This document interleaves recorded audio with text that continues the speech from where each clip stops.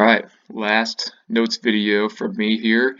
Use this for 37 to 52 to finish up your study guide and make sure that the whole thing then is done by May 7th, which is Thursday before midnight. All right, and then I'll get the study guide posted, the key to it posted after that, and then have our test next week and try to get this whole thing wrapped up. So, here we go. All right, we're going to start with the 2000 election first here in a quick video because it all comes down to Florida. See, Gore only had 255, Bush had 246. So it all came down to Florida's 25 electoral votes. Whoever won the state of Florida would take the presidency. But here's where things get tricky. When the polls finally closed in Florida, the results were just too close to call, which automatically triggered a recount by machine. When that was finished the day after the election, Bush had a small lead of about 900 popular votes out of 6 million ballots cast. Such a narrow margin allowed Gore to demand a recount by hand in 4 crucial counties. This meant that they count the votes in all those counties all over again. The Florida Secretary of State, a Republican who had also worked on Bush's campaign, insisted that this recount be completed by November 14th. The Gore campaign wanted more time, so they petitioned the Florida Supreme Court. The court extended the recount deadline to November 26th. But only 2 counties made it. 1 county gave up trying, and the 4th finished 2 hours late and was not allowed to hand in its tally. Still, with just 2 counties' recounts, Bush's lead had shrunk even further. It was now just about 500 votes. So the Florida Supreme Court granted the Gore campaign's request for a larger recount of 70,000 questionable ballots. But then the recount revealed a problem: balloting methods. In some Florida counties, votes were cast using a hole punch.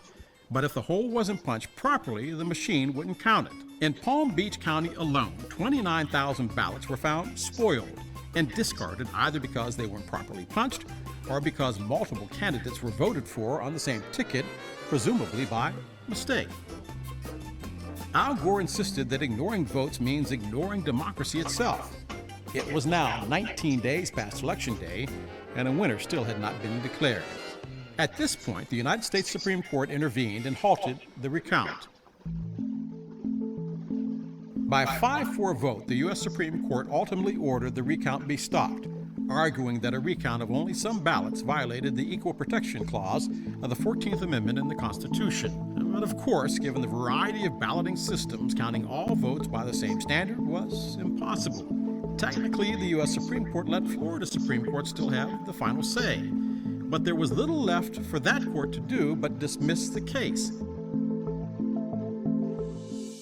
Gore conceded, and Bush was awarded the electoral votes and declared president. So this is how close some of our elections can actually be, right? Not only does it all come down to Florida, honestly, it probably all came down to like 1 ballot. But I do want to go back to what we said at the beginning of this unit, this whole rural versus urban split. You saw it start in the 80s. It really gets even ramped up more here in the 2000s, right? Where Gore wins almost all the minority votes and the city votes, and Bush wins nearly all the rural and white votes. Now, I don't want to make it sound like all white people across the country voted for Bush, but because there are plenty of white people in the city that voted for Gore, but okay, that's pretty much that urban versus rural split. Now, here's what the ballot in Palm Beach County, Florida looks like. Right, and they said that 29,000 of these, ballots got thrown out in this election. And now Palm Beach County, Florida is also a really popular retirement destination for older Americans to move down to Florida, where the weather's nice, and just retire down there. And so if you look at this, right, there was I think the Reform Party here, Pat Buchanan got like thousands more votes in Palm Beach County, Florida than anywhere else. Okay. Now, if you look at this, right, you have down the side and you have down this side, and you got these holes in the middle. It's one of those punch ballots. You punch one of these holes for who you're going to vote for. It's confusing, though. A lot of people, we're pretty sure, looked at this, ignored this entire side, looked over here, said Republican here, Democrat here. If I want to vote for the Democrat, second one down, second hole down, punch. But if you punch that hole, who do you actually vote for? Reform. So, okay, great. If I made a mistake and I voted for somebody else, well, Pat Buchanan is not winning anything, but it took a vote away from what I wanted to do, which was Al Gore. And if 29,000 ballots like this got thrown out and the margin of victory for Bush was only 900 or whatever, like you can see why that recount was maybe a big deal. All right. So this one ballot probably swung, the entire election. Okay. And then, of course, you have the whole controversy of should the Supreme Court force a recount? Is that overstepping what a state should or shouldn't be able to do throughout the course of an election? Because remember, Florida handles all its own election stuff. It was a mess, okay? And sometimes the Electoral College can be a mess, all right? But again, voting is important, all right? And so the more states make it confusing or hard to do, probably the worse that is.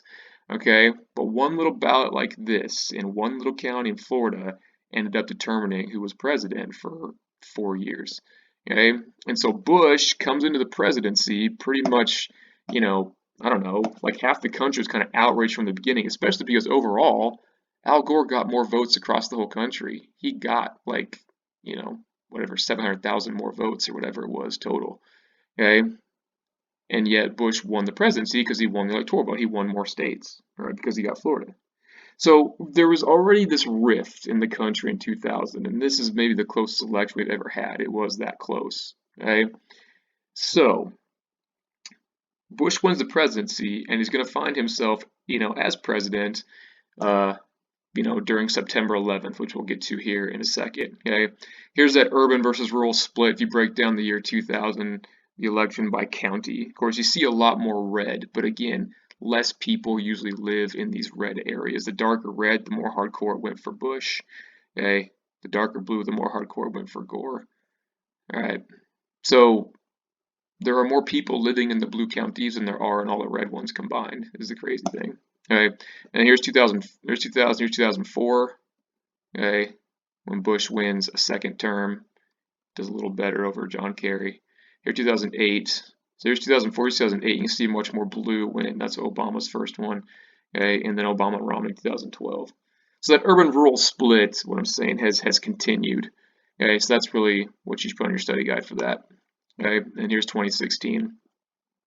All right, so still there.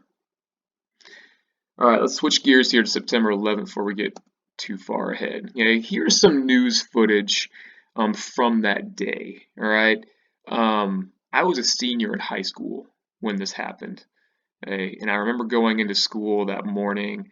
The first plane had hit the first tower before 8 o'clock, so before we got to school. So I walked into first hour, and the teacher's like, "Yeah, some plane hit the World Trade Center. Weird things going on, crazy stuff." And I remember that's about all she said because we didn't really know what was going on yet. And so in my head, like in the year 2000 or 2001. We weren't really wired to think, oh, terrorist attack yet. All that's happened since then. So we decided, oh, some plane definitely screwed up. But then you obviously have this news coverage, okay? And then on live TV, you see the next few things happen. And the whole country just kind of stopped and panicked and had no idea what to do. It does not appear that there's any kind of an effort up there yet. Now remember, oh my God. Oh my God. That looks like a second plane. I did not see a plane go in. That just exploded. We just saw another plane coming in from the side. You did. That was out of yes, and that's the second explosion. You could see the plane come in just from the right-hand side of the screen. So this looks like it is some sort of a concerted effort to attack the World Trade Center that is underway. While running away very, very quickly, there are more explosions further down the building. This is so shocking, of course, to everybody watching. I've never seen anything like it. It literally blew itself into World Trade Center. The building's exploding right now. You got people running up the street. David, we're going to have to cut you off. President Bush is speaking. Today, we've had a national tragedy. 2 airplanes have crashed into the World Trade Center in an apparent terrorist attack on our country. and the Pentagon is being evacuated. There is a large fire there, and that is the smoke you see in the shot that you are looking at now. It appears that an aircraft of some sort did hit the side of the Pentagon. That's a very haunting description that Bob Kerr just gave of that low-flying aircraft near the White House, and one can only wonder if that was something that ultimately ended up in the Pentagon. We just saw a live picture of what seemed to be a portion of the building falling away. Wow. And some people were... Jamie, I need you to stop for a second. There has just been a huge explosion. We can see a billowing smoke rising, and I'll tell you that I can't see that second tower, but there was a cascade of sparks and fire, and now it looks almost like a mushroom cloud explosion. Let's go to the trade tower again, because, John, we now have what do we have? We don't... Wow. It looks like a new plume, a new large plume of smoke. Only one tower is standing. The other has collapsed. Thanks very much, completely collapsed. The whole side has collapsed? The whole building has collapsed. The whole building has collapsed? The building has collapsed. Heard a big bang, and then we saw smoke coming out, and everybody started running out, and we saw the plane on the other side of the building, and there was smoke everywhere, and people are jumping out the windows. Over there, they're jumping out the windows, I guess because they're trying to save themselves. I don't know. And there's, you can see, perhaps the second tower, the front tower, the top portion of which is collapsing. Good Lord.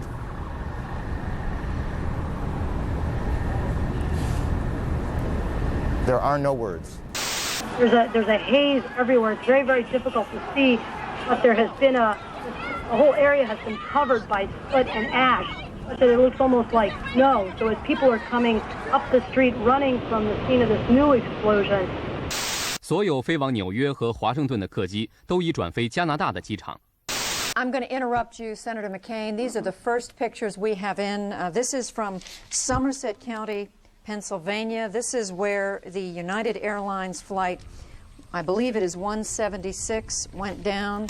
Hillary, I need to interrupt you. This is a Taliban spokesman talking now in Kabul, I believe. Freedom itself was attacked this morning by a faceless coward, and freedom will be defended. So it's one of those moments that I'll remember until the day I die, where I was and, how I was watching it. We watched the buildings collapse, like, on TV at school that day, and, like, nobody just knew what to do. Like, should we go home? Should we brace ourselves for more? Like, what is happening? So you're all making me feel real old that you weren't even born yet here. But hey, so you have 4 planes. Everyone thinks, World Trade Center, but you did see a couple little news clips there about the Pentagon, right? And then there's another plane crash in Pennsylvania. So there's 19 total terrorists, 4 total planes, 2 hit the 2 towers of the World Trade Center, and they, of course, collapsed. And I'm pretty sure later intelligence kind of said they had the plans for the buildings and kind of figured it would collapse with that kind of a hot fire and everything going on. And the Pentagon also got hit, kind of forgotten compared to the World Trade Center stuff a little bit. I don't want to say forgotten, but overlooked sometimes. And then there was a 4th plane, right, that crashes in Pennsylvania that we now know was headed for the White House. And here's a pretty big picture of what happened at the Pentagon. Okay, so that's where the 4 planes, 2 in the World Trade Center, 1 in the Pentagon, and 1 crashes in Pennsylvania. A little under 3,000 people end up dying. 24, we've never actually recovered their bodies, I think, last time I checked. But 3,000, it's a lot of people. Okay, but sometimes it's amazing that it wasn't actually more when you think about how much damage and how many targets there was and everything. And that includes the people on the planes as well.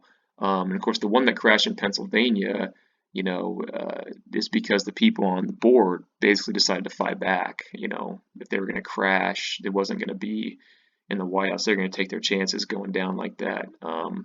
So, we've lived in a different world since this, is what I'm saying.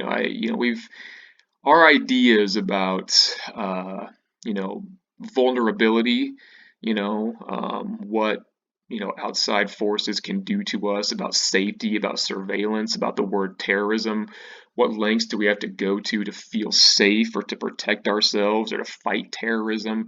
Like, all that has totally been shaped by this event, 19 years ago.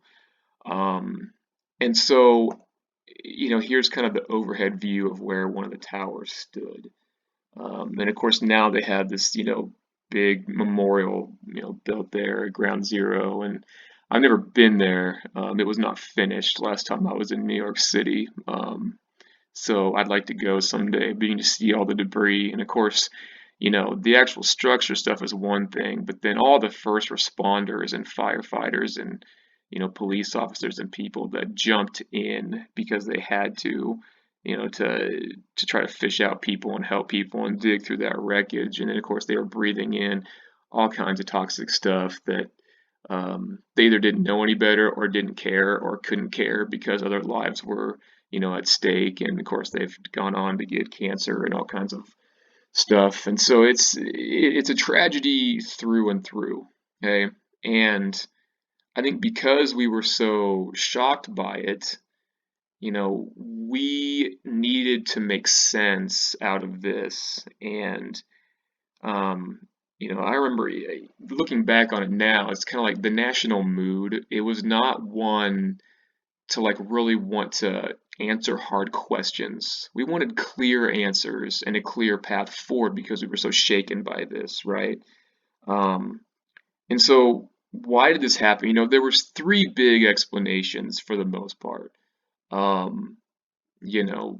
President Bush, and kind of his government response, and you saw it at the very end of that video clip, right? Basically, freedom got attacked today by a coward. That's the angle that he definitely takes, and it's a smart angle. It's clear cut. It said, listen, they did this because we represent freedom and democracy and opportunity and all the good things in this world. We're good, they're evil, they hate all of our values and all the good things we represent, and so they wanted to take us out and, scare us, and they did. And it's pretty simple. And his whole message is, we can't let them win, and we have to go take care of this, and we'll persevere, and we're Americans, and that's what we do. And okay, and that makes sense that any president would take that stance, right? It's patriotic, it's powerful, it's flexing, it's strong, okay? But there's not a lot of, let's stop and think in that message, right? It's a, hey, we're going to go get justice and stop the evildoers, as Bush liked to call them. It was very much a good versus evil thing. And don't get me wrong, there's a lot of evil in this. I'm not saying there's not, okay? But this is not a, hey, maybe we should check ourselves type of response, right? Okay. Then there was also a lot of people in this country, there's the religious angle, saying, hey, this is, this has been building, this is God's wrath, this is what happens when we try to secularize society. This is what happens when, right, we've gone the other way since the 1960s, right? And allowing abortion, the whole gay rights movement, putting evolution in schools. We've turned our back on God, and now we are feeling his wrath. This is like punishment. Okay, and so that resonated with a lot of Americans too. I'm not saying everybody totally bought into that, okay, but that was another way for people to explain how something so crazy could happen and stick that into their worldview, okay? And then there was the actual reason that, Al-Qaeda said. What did they say? Why did they come out? Why did Osama bin Laden come out and say they did it? They basically said, hey, this is to send you a warning. This is to send you a message, right? That what you come around the world and do, and the culture that you spread, right? And the materialism that you're into, and capitalism, we don't want that. You come in here and you disrespect our culture and our religion and try to take our resources and do it, in a way that you convince yourself you're doing good and spreading democracy and opportunity. We see it as you disrespecting us and trying to take our stuff and change our culture and not respect who we are. and we're tired of it. So, what's the real reason out of all this? I don't know. I mean, I have my opinions. I'm not going to say. But what I'm saying is we had to have some way to explain this. And I would say that the national mood, we didn't really want to hear this. Now, keep something in mind. What were the targets that they were trying to hit? World Trade Center, Pentagon, and the White House. And what are those three things symbols of? World Trade Center, symbol of our economy, symbol of capitalism, right? Symbol of globalization. Pentagon, symbol and headquarters of our military. And White House, right? Symbol of our government. So you can argue that they're trying to hit the symbols and attack economy, military, and government. They had a reason for hitting those three things. Okay? They chose those targets very specifically. They killed 3,000 Americans. If you wanted to just kill more Americans, there's targets where more people would have been, right? But that wasn't sending a message. So what I'm saying is they did have something to say. Now, it does not justify any of this. Do not get me wrong.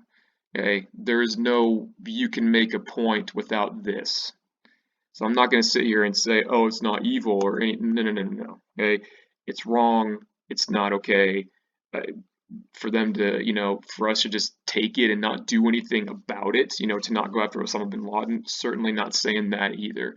But I am saying maybe we could have been a little more introspective. We maybe could have looked at ourselves and be like, well, what are we doing that's making the rest of the world upset? But really, we weren't in the mood for that. And Bush was not going to send that message out because he was afraid to look weak. And you could argue that that is weakness if you take that angle. Not saying I would say that, but you could argue it is. Okay.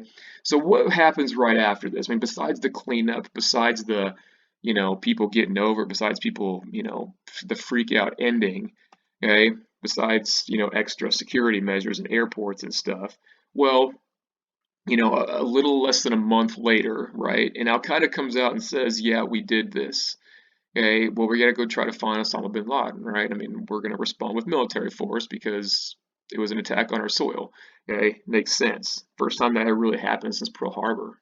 Okay, and people were on board with this in the same way that Pearl Harbor flipped public opinion about World War II and Japan. People were supportive of this. This was not Vietnam all over again as far as, doing something with our military goes. Okay, so intelligence said he's in Afghanistan. Al-Qaeda was based in Afghanistan. We're going to go there.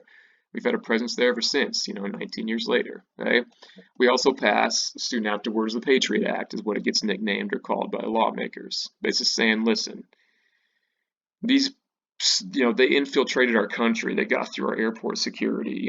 Some of these people were even American citizens. Like, we have got to try to fish out terrorists around here. And so I said investigative powers to keep it simple. But basically what the Patriot Act did is, whatever data they can fish on you, they don't need a warrant to get it anymore. Your library records, your internet records, your, cell phone records. The government, for the most part, does not need a warrant to really search those at this point. And some people are like, that is very much a Fourth Amendment violation of my privacy. Other people are like, well, if you're not doing anything sketchy, you got nothing to worry about. So we've been having a debate about, personal freedom and personal privacy versus public safety ever since. And it's something we'll talk more about next year in government. All right. Now, about a year and a half later, right, intelligence says, and you can tie the second Iraq invasion directly to September 11th, but we're like, hey, Saddam Hussein might have WMDs, right, weapons of mass destruction, and we're freaked out, and we're pretty sure that he might use them on us, and they have the capability to use them on us, so we call it a preemptive strike, right? Let's go take that out before they do anything to us. Now, the other side of that is to say, well, if they haven't done anything, why can we just go invade them without cause? And so it's again this question of, should we go back into Iraq, or did they even have these weapons of mass destruction in the first place? Because we never found any. Okay, and so this was much more controversial, the Iraq invasion, because they didn't really have anything to do with September 11th. Now, you could say that there was intelligence saying they were harboring terrorists, quote unquote, but it's questionable. So this was not nearly as publicly supported as this. Okay, and Bin Laden was never in Iraq, okay, and we don't find him in Iraq. Now, what is it about Bin Laden and Al Qaeda, his organization? Now, remember we said at the beginning of this notes, we actually or this unit, I mean, we actually worked with him back in the 80s, right? Goes to Afghanistan, fights the communists trying to take over right there. We train them, right? We send money. We're like, hey, anybody willing to fight communism? It's the Cold War. We're on board. And so we were actually allies with this guy, right? About 15, 20 years earlier. Al-Qaeda is Arabic. It means the base. Okay? But when he flip-flops on us is what happens during the first Desert Storm. Okay? Remember all the civilian, casualties that came from the bombing. Remember, we kind of treated Iraq and Desert Storm, like we did Japan in World War II, in a sense that we could bomb them and hit targets and look how awesome our technology is. And the more bombing we do, the less troops we have to put on the ground. But of course, the more bombing you do, the more civilian casualties there are, right? And so here's Bin Laden and a lot of the rest of the Middle East looking at, bombing Baghdad and, a lot of Iraqi civilians dying. And they're like, wow, who's the bad guy here? Who's the country that can, drop fire from the sky? And that's when they flip-flop, like I said, hindsight's 20/20. I'm not saying we should have done something differently or anything like that, but this is when Bin Laden says he flip-flopped and really then for the next 10 years, starts plotting ways to get at the United States. He's now convinced that we, are the bullies of the world. And we do catch up to him. It takes 10 years of searching and, actually trying to get other Middle Eastern countries to help us. Pakistan said over and over and over again, oh, there's no way that, he could be within our borders. We don't. They were either lying or just didn't want to know whether he was or not, but he was definitely in Pakistan. And of course, we caught up to him and shot him in his compound in 2011. And Abbottabad is what the city was called. So, getting that intelligence was tough. Okay? If you want to, Zero Dark 30 is a good movie to watch based on how we tracked that down. Although there's some controversy about whether torture actually, pointed us in the right direction towards him or not. So everything about terrorism and fighting terrorism and, the whole Middle East is cloudy is the point. There's no clear answers ever, okay? And so I put this slide, a couple slides to wrap this up. You see these American companies, right, in different languages or kind of infiltrating other places around the world. Globalization is this idea that, really through trade and travel and corporations and products and cultural exchange, this is actually the way to do things around the world, right? That we're a much more mobile world than we used to be, and travel and money and goods and products are going to get exchanged. And the more that we can, have a back and forth and buy and sell from each other, and it's okay to be connected and it's okay to be interdependent. The idea is that we'll blend cultures, we'll understand the world better, we'll blend our economies, better trade relationships. Everybody wins, right? It's more efficient because you can get cheap things from, other places around the world and, employ people around the world, and it'll just be great. But the whole world's not necessarily interested in that, right? Is that a good thing? Is the question, This is the idea. This is what, proponents of globalization would say. It's more efficient, we'll get along better because everybody's benefiting, everyone's making money, everyone's sharing stuff. It'll be great, okay? But again, what if they don't want it, okay? And, this kind of, symbol of of course, the American flag, when instead of stars, you have corporations running it, right? That's sometimes people's idea around the world when they think the United States, okay? the golden arches of McDonald's are one of the most, recognized symbols, maybe the most recognized symbol besides maybe the cross across the entire world. But have you ever stopped and thought about what McDonald's might actually symbolize to outsiders? It's not quality. It's just like speed and money, right? And corporate greed in a lot of ways. But everything about McDonald's is there to make money, okay? And that's how other people often see it, okay? And it's like, if this is what they think of when they think of the United States, well, speed, capitalism, efficiency, everything corporate, everything based on making money might not fit into other people's culture very well. And if we're trying to shoehorn that in and hammer it in, they may not appreciate it, okay? And so it's this tough give and take, And so, again, there is no excuse or reason for terrorist attacks. Okay? I would never say that there is, okay? But this is a big question going forward here across the world, How do you spread culture, and what kind of parts of the culture do people actually want or not want, okay? And so yeah, I know this is ending the whole class on a pretty sour note, but let's get the study guide done, okay? And make sure it's done by the 7th, all right, before midnight, all right? And we'll get the test taken care of next week. All right, keep taking care of yourselves.